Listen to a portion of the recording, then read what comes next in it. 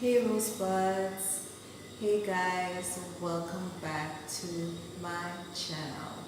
So if you're new around here, stick around, watch a few videos, and if you like this content, please go ahead and subscribe. Thanks for my returning subbies, thanks for your support. And so today I'll be getting into part 2 of how to start an emergency stockpile, aka prepper pantry. So I did part 1, and if you have not yet watched part 1, I will have it in the end screen, so please click on it and go watch the part 1, and then we will follow up with the part 2, which I'm doing now.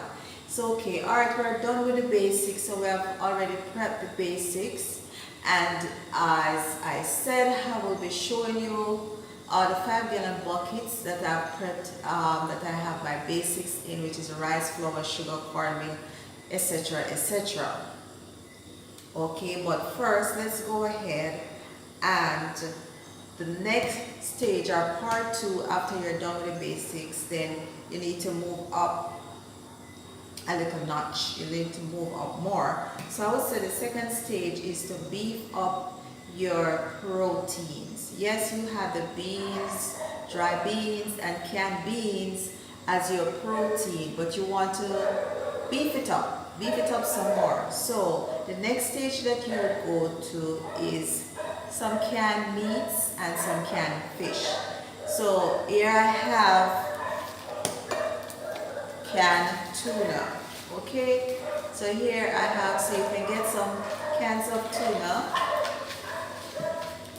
and here I have some sardines. Okay, now if you don't like tuna, if you don't like sardines, then do not emergency stockpile them, do not prep them, do not put them in the pantry, because what's the sense prepping stuff that you do not like or you do not eat. Okay, some people, they have like they stockpile other stuff, for instance roast beef and corned beef, or chicken breast. Those are other tin meats that you can stockpile. If you eat those things as well, you can put them in a stockpile to beef up your protein.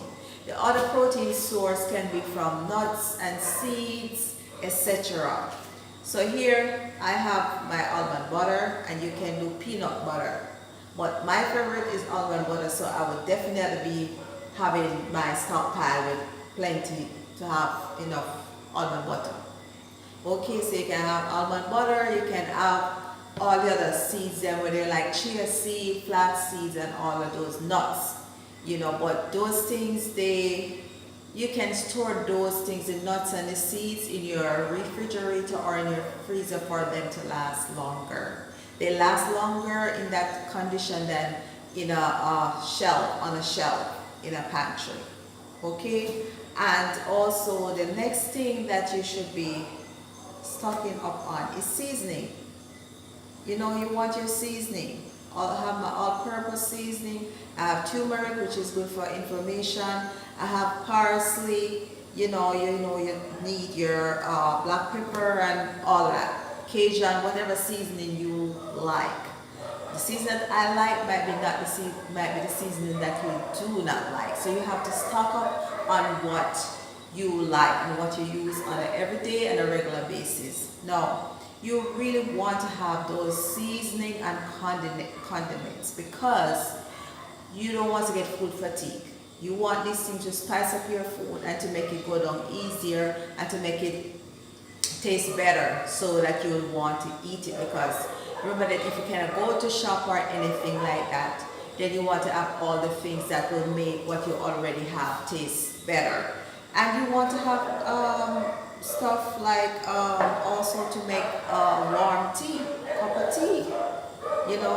If you're a coffee drinker, then have your favorite coffee. I have coffee in my stockpile emergency, but I don't drink coffee. I don't drink the coffee, but I know that there are people that come that visit my house that like coffee, so I have the coffee for them.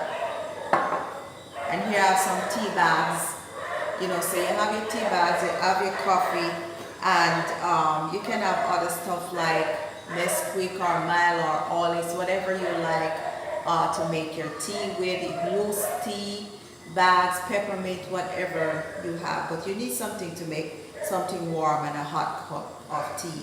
And the other thing that I would say for you to get is get some pastas, because I probably should have included these in my basics, because the pasta lasts a very long time. It can be filling and it lasts a very long time. And of course you want your pasta sauce to go with your pasta. Okay, now you might say, Rose, but where must I get money from to be doing that? I just live in hand-to-mouth. I can barely make it from day to day. What am I going to get? Well, you know, you don't start. You're not going to accumulate everything in one go. Every month that you go shopping, you buy an extra this and an extra that to put in your stockpile along with your regular groceries. Okay, most people don't have the money to go out shopping and buying cases upon cases and all of that of things. You start out small and then you pick up from there. Little, add on until you accumulate a good emergency stockpile. Okay, so this is my second stages. So now I'm going to go ahead and I'm going to show you the 5-gallon buckets, food buckets that I was talking. You have 5-gallon, I think you have 3-gallon buckets, and also 2-gallon, 1-gallon buckets. But I'm just going to go ahead and show you a picture of my 5-gallon buckets.